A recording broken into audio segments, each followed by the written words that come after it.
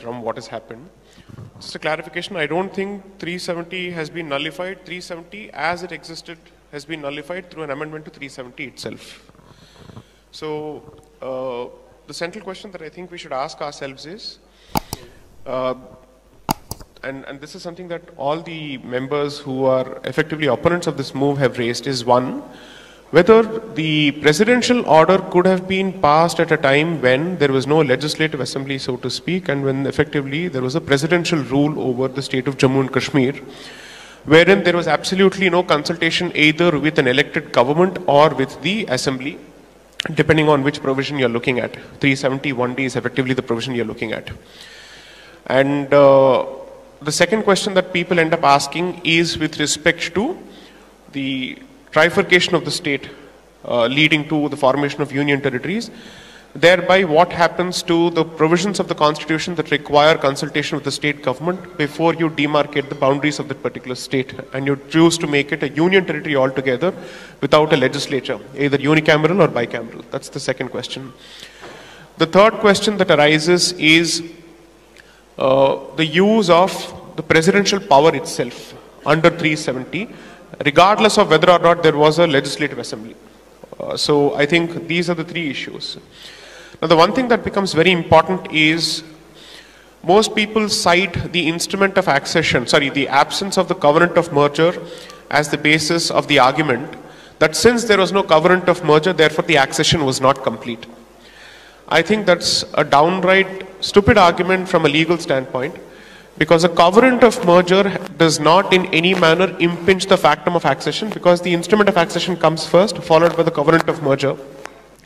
And the covenant of merger, if you take a look at some of these covenants which I've had an opportunity to interpret and deal with, for instance, the covenant of merger with the princely state of Travancore and the princely state of Cochin as part of the arguments in the Padmanabha Swami temple case, these are primarily with respect to administrative arrangements once that state has merged with the union, coupled with the manner in which the property and the power of the royal family is supposed to be handled. So for instance, the question that is typically addressed in the covenant of merger is, which of the lands and which of the properties within the princely state fall within the domain of the union now, and which of these properties shall be treated as the property of the royal family, so to speak. So for instance, the Jaipur palace is primarily treated as that palace which still belongs to the royal family, because that is one of the exemptions that is carved out, and that property is exempt from wealth tax, income tax, and all sorts of taxes. So that is the use, or that is the limited significance of a covenant of merger. And most importantly, a covenant of merger has been used in those situations where two different princely states have been merged to form a new entity. So for instance, Travancore and Cochin subsequently became the union state, or the state of Travancore Cochin. Through the merger agreements. Through the merger agreements. Okay.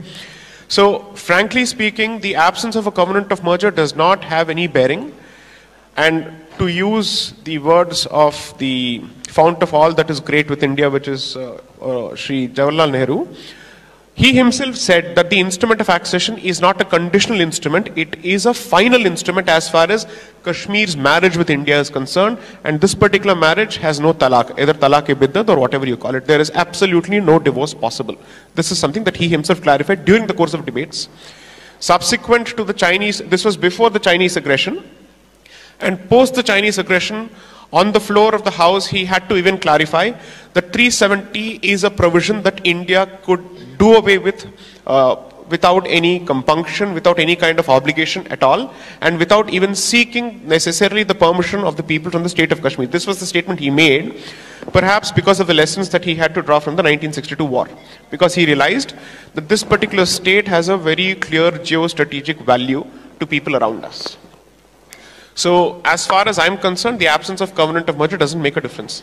Now to give you a slightly legal answer on the question of whether you can invoke Article 370 through a presidential order during the existence of an emergency, simple question is, 370 itself says that the application of that provision or the use of that provision is independent of any other provision of the Constitution. That means whether or not there is, let's say, a president's rule through Article 356, the application of 370 to the state of Jammu and Kashmir and the use of 370 in whichever way shall not be affected. Of course, the larger argument will be, then what was the purpose of having these provisions which specifically required the concurrence of the assembly, or in some situations, consultation with the assembly, or in some situations, consultation with the government.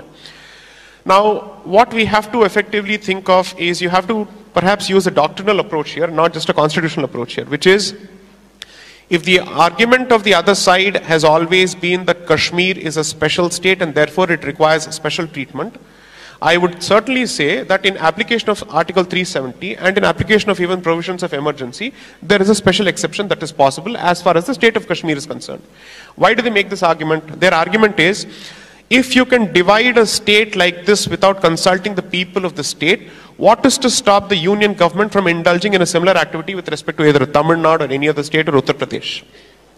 The answer is, the rest of the states do not have an exalted status under the constitution. They have not been bestowed with a special status which was temporary in nature.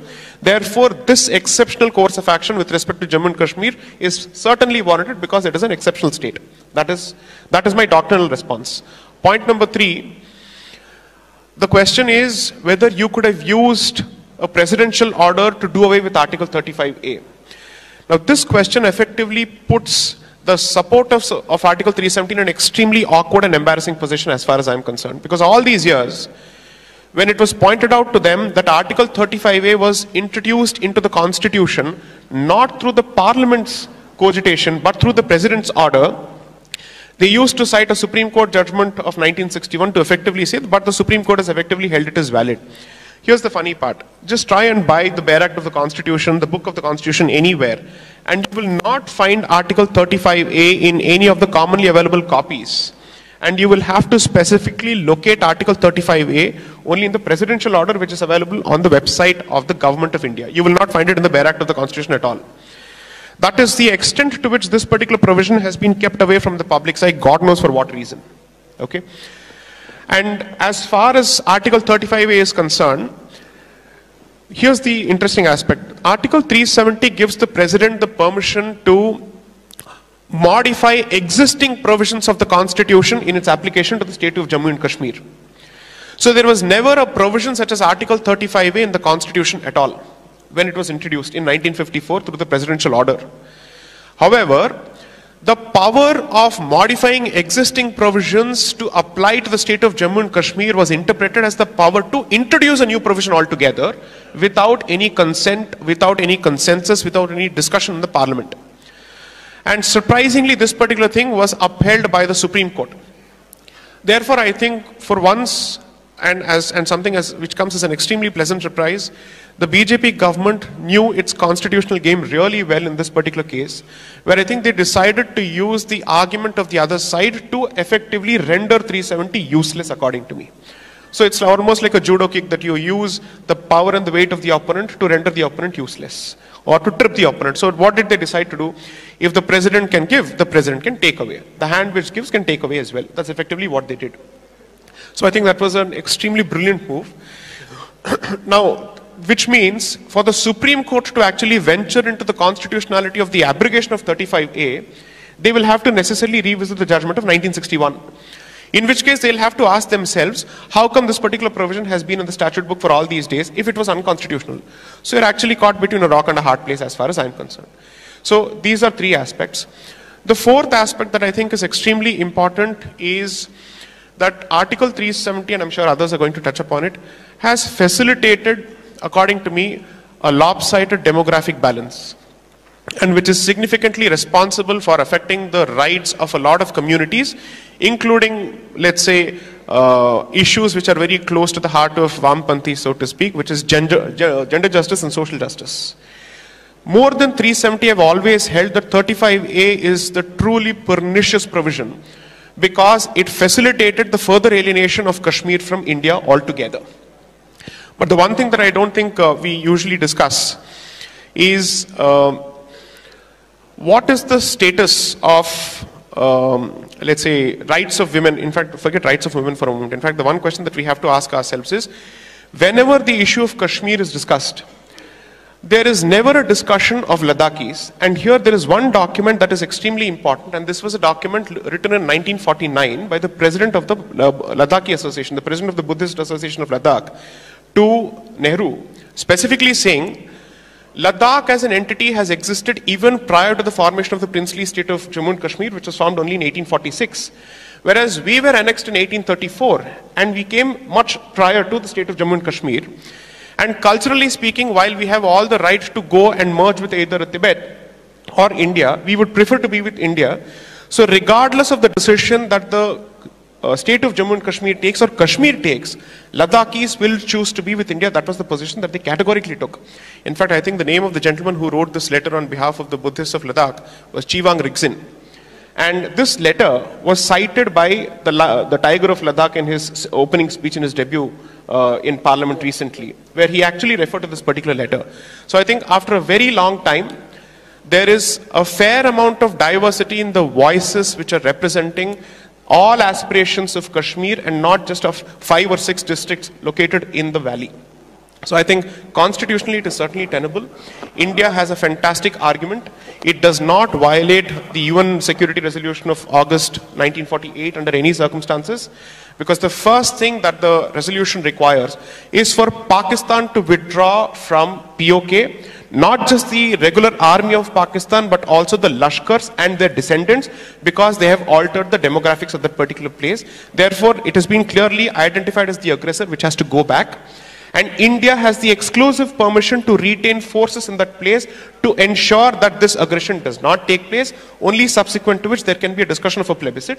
But as I've always said, the discussion of a plebiscite is useless for one reason, because Article 370 was a temporary provision so that the Constitution of Jammu and Kashmir could come into existence, which came into existence in September 1956. Okay? So the moment the state of Jammu and Kashmir adopts a constitution, and Jammu and Kashmir's constitution openly says that it is and shall remain an integral part of the Union of India, that is effectively a decision that has been taken in the form of a plebiscite. That is already done.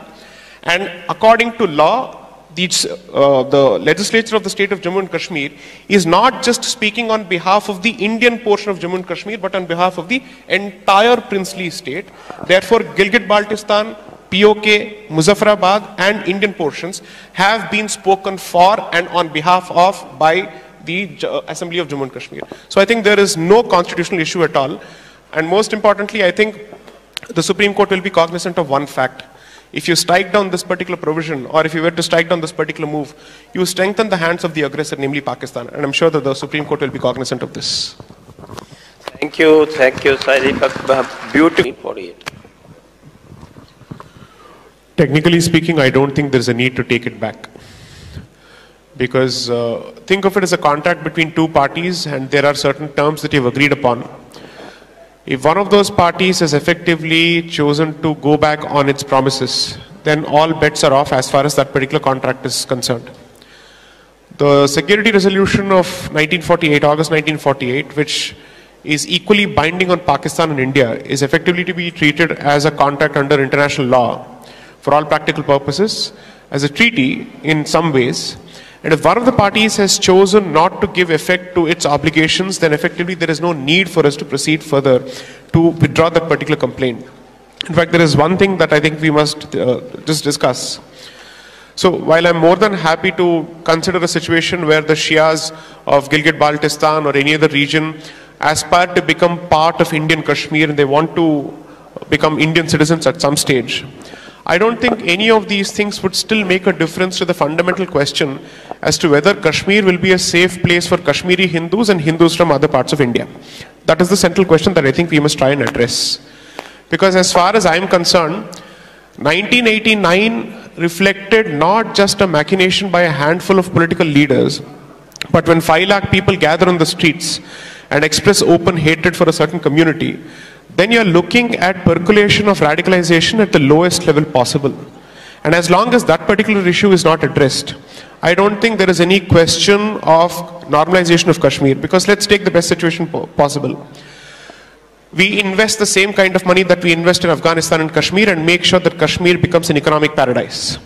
We also make situations conducive for Muslims around the place in Pakistan-occupied Kashmir and other places to want to be part of India. Does it still translate to normalcy as far as India is concerned, as long as the Hindu question of Kashmir is not addressed? I don't think so. So I think we should stop beating around the bush on that particular issue, and it's important to address it importantly, because I think unless and until there is a situation where Kashmir is as normal as any other part of India, where all communities have the right to live equally, it cannot be treated as a normal state. And therefore, according to me, the next round of initiatives that the government must perhaps try and do is, apart from inviting people and businessmen from all over the country to invest in Kashmir, is to also ensure that they start paving the way for the return of Kashmiri Hindus and effectively ensure that demographic balance is restored, because to me that is the key to normalization. And this, even if it points to a certain problem, so be it, we must address that particular issue. As long as India dilly-dallies around that and only promises economic incentives without addressing the cultural angle, the religious angle, and the civilizational angle, I think it is still not given anything of use to Kashmiri Hindus and Hindus of the rest of the world. So I think that is something that we must certainly consider. I had mentioned Justice